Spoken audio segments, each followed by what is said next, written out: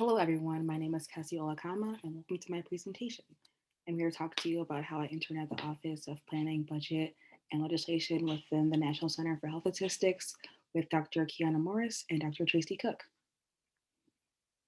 I'd like to highlight my research and overall experience this summer.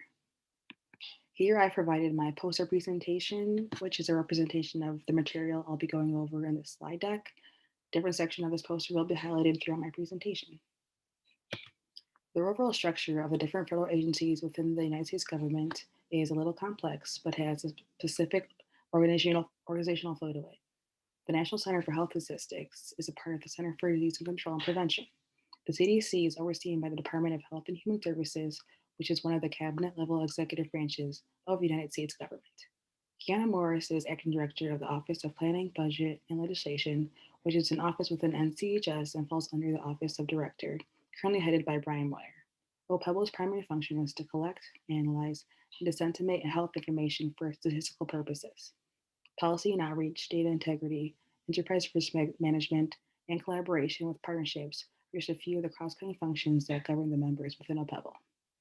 The organization can be a little confusing, which is why I provided this graphic or this visualization on the left to better understand the layout of the organization.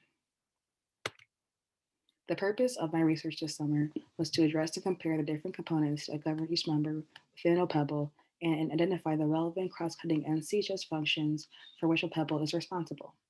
My main research question was, what are the existing cross-cutting functions within OPEBL with particular attention to how they relate to the NCHS data collection process?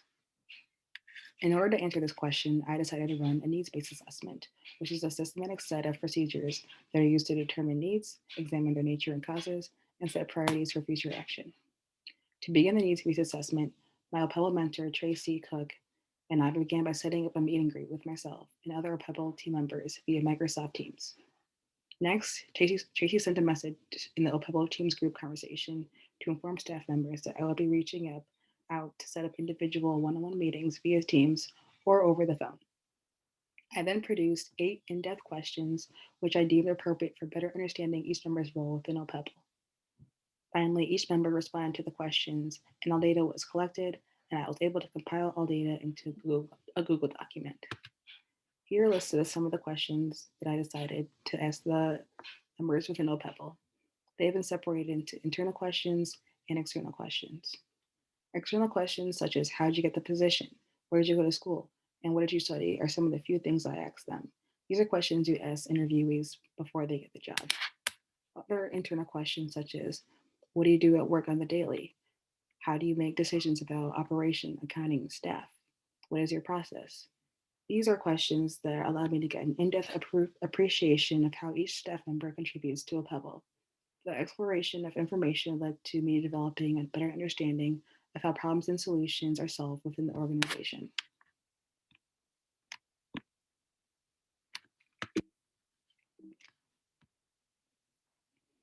Due to time restraints, I'm not able to highlight every member within OPEBL, but they will be mentioned at some point within this presentation. But we can begin by our NCHS Strategic Planning and ADP overview, Kiana Morris.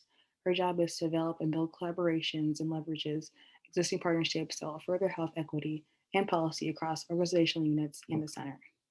Next, we have Tracy Cook, who is the Forum Staff Director of the Federal Interagency Forums on Children and Aging.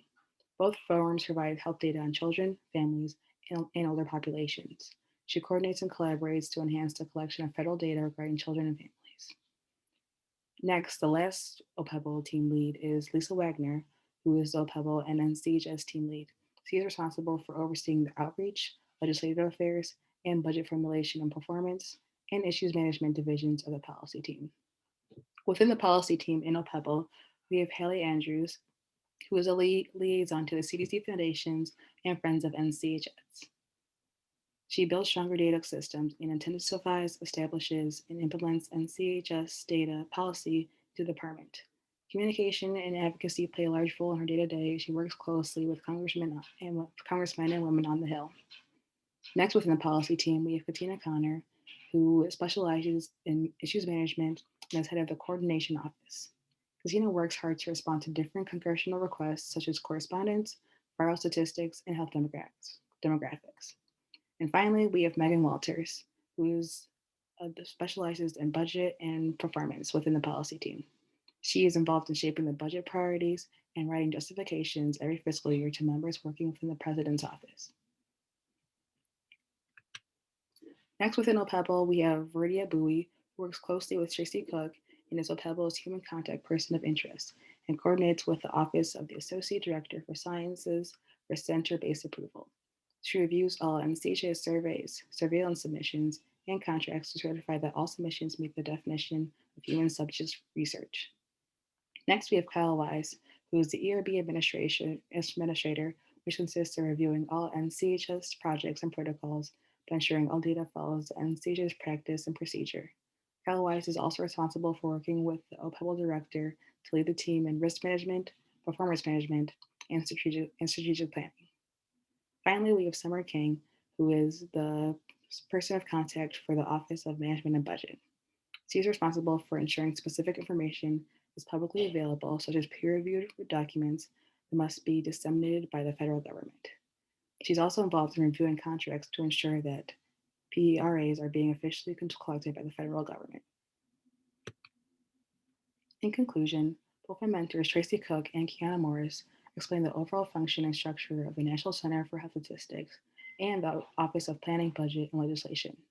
Their insights and overview helped me better understand how to approach and accomplish my summer work plan, which I began by setting up one-on-one meetings with OPEBL staff. Although my data collection is not complete, my research experience can still be highlighted. My time spent working with Kiana and Tracy and other members of OPEBL was a very impactful experience to help me improve my overall people skills.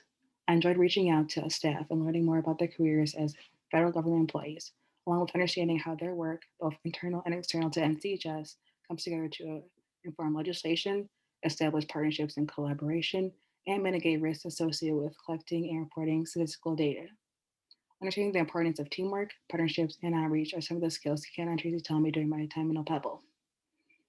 Lisa Wagner introduced me to other centers within the CDC that align with my interests as a neuroscience major, such as the Center for Injury Prevention and Control.